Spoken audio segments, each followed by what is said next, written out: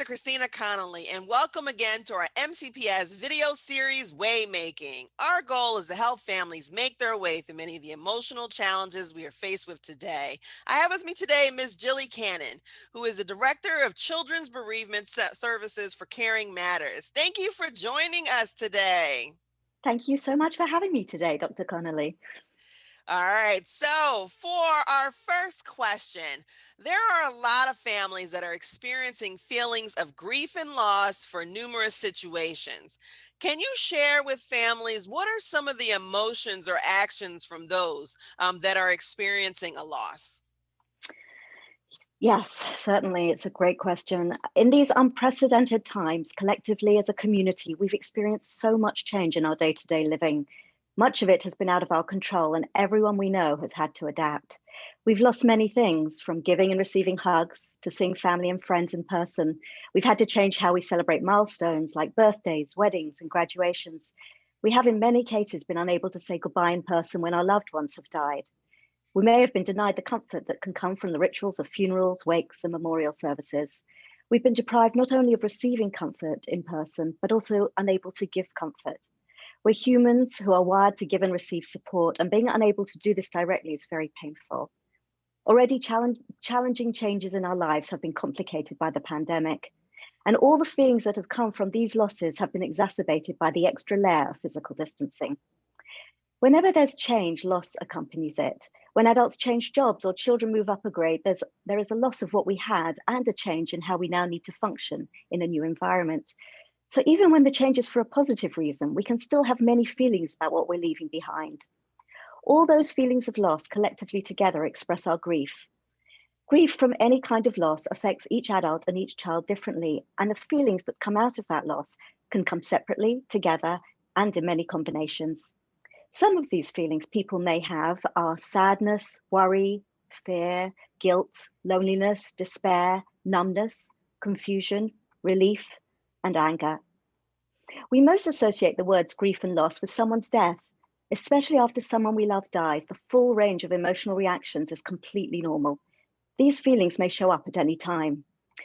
Dr. Earl Grossman explains that grief is not a disorder, a disease, or a sign of weakness. It's an emotional, physical, and spiritual necessity, the price you pay for love. The only cure for grief is to grieve. Grief is a full mind-body experience. We don't only feel the grief through our emotions, we may also experience it in our bodies. Grief may show up through headaches or stomach pain. We may have trouble concentrating, sleeping, or remembering things. All of these physical and emotional sensations are normal, and how each person expresses them is unique. Even within the same family, in response to the same loss, each family member may respond differently. And children's grief may look different to adults' grief. There's no right or wrong way to grieve, and there are no rules about how long anyone should grieve for. No, thank you for that. I really do, appreciate your remarks around, the different ways that people grieve and how it is experienced differently from different family members. And then even, there isn't a time frame, Mm. around it. And I know like here in the United States, a lot of times there's pressure to kind of move forward really quickly. One of my bridesmaids is Palestinian, and, when her sister died suddenly, our school was kind of like, well, why is she still wearing black for a year? And it was like that was a normal traditional way of grieving for her Mhm. family. And, they wore black, and that was the expectation. And so, like, we have to also come from this culturally responsive place and having understanding of how different folks from different cultures, different areas, different backgrounds grieve, and that it's okay. Like you said, there is no prescriptive way of how that happens. So thank you for that. Mm. So my next question is, so if a family member is struggling with grief from the loss of a loved one, when should they go and ask for help? And where can they ask for help from? Yes, that's sort of a question I get asked a lot. Um, as I mentioned, grief isn't an illness that needs to be fixed. It's a normal and necessary response to losing someone or something important to you, and it can't be hurried, as we said, and it doesn't follow a typical course. Often, pressure from others to get over grief or being told that your loved one is in a better place can be painful. These statements aren't helpful or comforting, and they only comfort the person offering the sentiment, not the griever. And grief doesn't have an endpoint. Adults and children can't get back to normal quickly. Each of us can only move forward slowly and at our own pace and in our own way. The only way to heal grief, as I said before, is to grieve. It's also important to know that children grieve differently from adults. Children can't stay in their grief and they constantly jump in and out of their grief, like they jump in and out of puddles. This puddle jumping helps them cope. One minute they may ask why grandma died, and the next minute they may want ice cream or to go and play. The puddle jumping protects them from overwhelm and allows them to process their grief in more manageable pieces. But because of this, children may not look as though they're grieving at all and give the inaccurate message to adults that they're fine. They look as though they have moved on from their grief. So when this happens, something very unusual may suddenly out of the blue give the appearance that they've been coping well, and then they have a full-blown meltdown. For instance, they may be building something with Lego and it isn't going the way they hoped, and they begin to cry uncontrollably. This frustration may have triggered their grief because daddy is no longer there to help them. They are grieving, but they're grieving differently. Children's response to grief depends on their developmental age. Even babies can sense when someone important to them is missing. Children may not have the language to express their grief, but they will show you through their actions. Children also revisit their grief as they grow, and their understanding of grief expands and deepens as they develop the concept that death is permanent. And therefore, with all of this information, you can understand why it's normal to struggle with grief, and it's helpful to have support to help you and your family through it. Grief's messy and it's hard work, and it's often described as a roller coaster. Research shows that the greatest predictor of how a child copes with their grief is connected with how well the most significant adult in their life copes with his or her own grief. So you as an adult can be a tremendous support to your children by taking care of yourself and working through your own grief.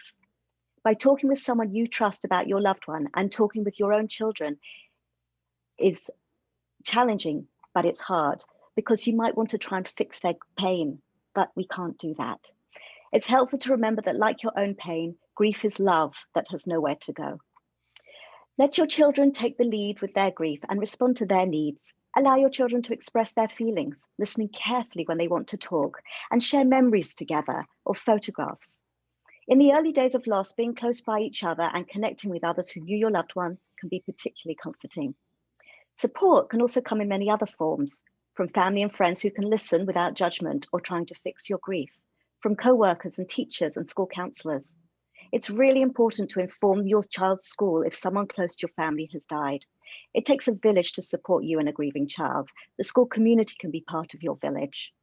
Particularly with COVID, it's important to connect with a school counsellor and ask them to check in regularly with your family. Peer support groups are one of the best ways to receive support. They provide a safe, confidential space to share your story and feelings and to see that there are others going through similar experiences. In these groups, participants are regarded as the experts in their grief. Giving and receiving support from other members is at the heart of them. Grief can be isolating because the grief experience you're having is unique and can be hard to talk about. COVID creates another layer of isolation. It can be extremely helpful to connect in this way. Many families also find spiritual or religious counselling helpful, so reaching out to your faith community for support can also be comforting. If you are worried about yourself or your child's response to grief, and their responses interfere with your child or teen's abilities to function for an extended period of time, I suggest you contact your paediatrician or get a referral to mental health services. Asking for help takes courage. When you ask for help, you are role modeling for your children that they can also ask for help. No, thank you. And I truly, I was thinking about when you talked about it takes a village, and when somebody is grieving, I mean, it truly does. And the supports that are available for families at the schools with your school counselor, your school psychologist, and others who can work with you at the school or make referrals to outside agencies that can help you is just truly significant when individuals are at this place, and especially when it starts to impact their ability to go to school for Mm-hmm. young kids, or for an adult, their ability to work or function as they normally do. Thank you. So then my next question is this. So what types of help is available to support grieving family members? So I'm going to talk a little bit about how we can offer support. So to start with, I just want to explain what Caring Matters is. We're a small not-for-profit based in Gaithersburg, Maryland. We support families when a loved one is dying, and we provide grief support for adults and children. We don't offer individual therapy of any kind, but we can help direct you to mental health professionals. All our programs are offered free of charge, and some of our programs are available with support from Spanish-speaking interpreters.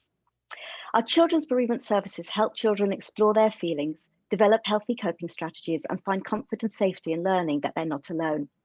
When a loved one dies, it's often a child's first experience with death.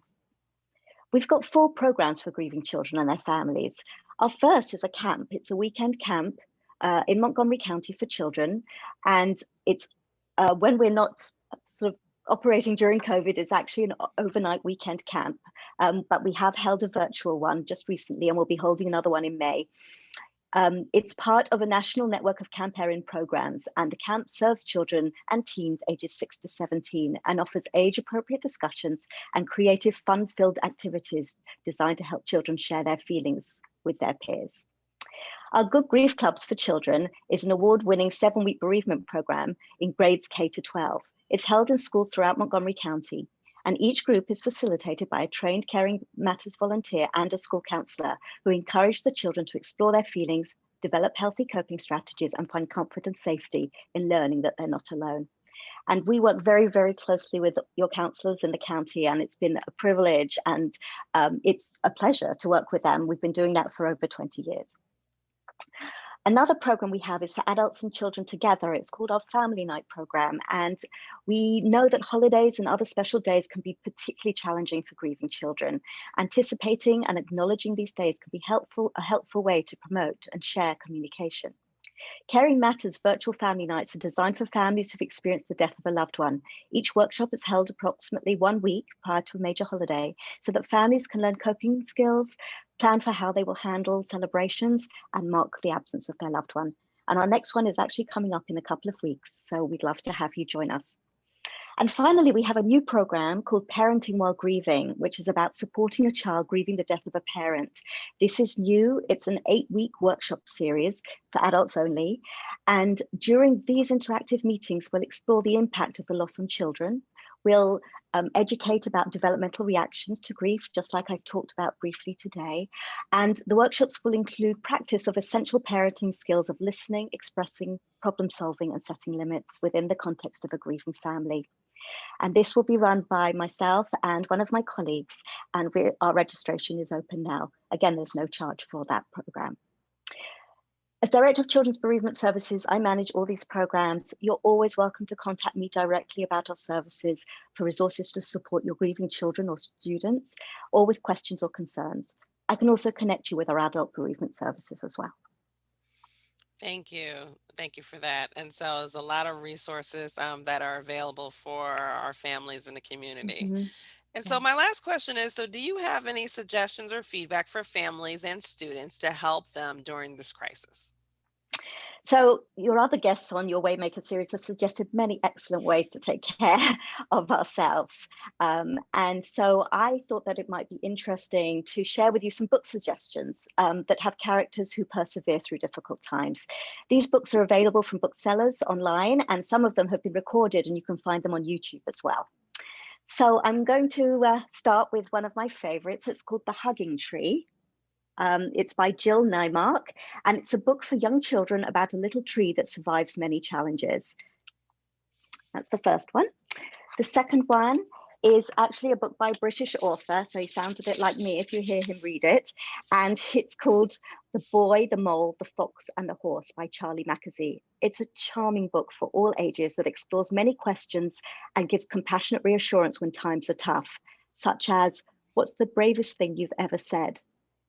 And the horse answers, help.